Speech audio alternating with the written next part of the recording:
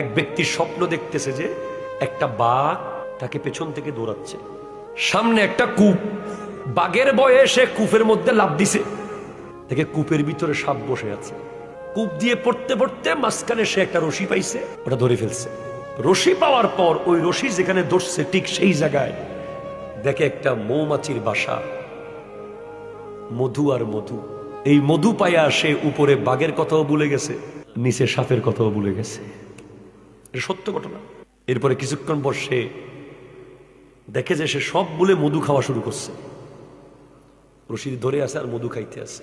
ইতিমধ্যে দেখে একটা সাদা ইঁদুর আর একটা কালো ইঁদুর এসে রশি কাটা শুরু করছে। এখন যেই মাত্র রশিটা শেষ মুহূর্তে গেছে গা, এখন পড়বে, ঠিক নিচে পড়ে যাচ্ছে, তার ঘুম ভেঙে গেছে। এবার সে ইমাম গাজালির দরবারে গিয়ে বলে, হুজুর আমি এটা কি দেখলাম? ইমাম গাজালি যিনি ৫ম শতাব্দীর মুজাদ্দিদ, যার বই পড়ে পড়ে এখনো আমেরিকা ইউরোপে মানুষ মুসলমান হয়,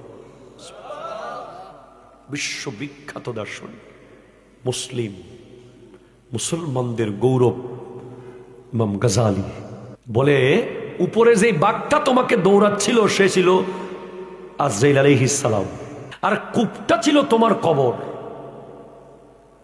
নিচে সাপগুলো তোমার কবরের আযাব, আর রশিটা ছিল তোমার হায়াত, মৌমাছির বাসা ছিল দুনিয়া। তুমি মধুর বাসা দেখে মানে দুনিয়ার পেয়ে তুমি উপরে বাঘের কথা তথা আজরাইল আলাইহিস সালামের কথাও ভুলে গেছো, নিচে সাপ তথা কবরের কথাও ভুলে গেছো। হুজুর সাদা ইঁদুর আর কালো ইঁদুরগুলো কি ছিল? সাদা ইঁদুর দিন, কালো ইঁদুর রাত। রাত দিন করে তোমার হায়াত চলে যাচ্ছে। যেই মাত্র তুমি মারা যাবে ঠিক সেই সময় তোমার স্বপ্ন ভেঙে গেছে, তুমি কবরে চলে যাচ্ছ। হুজুর আমার সমাধান কি হবে? তুমি রুহুকে খাবার দাও। একটু জোরে বলেন না। তুমি রুহুকে খাবার দাও। বাদশাহ হারুন রশিদ নাম শুনেছেন, পাগল হয়ে গেছে।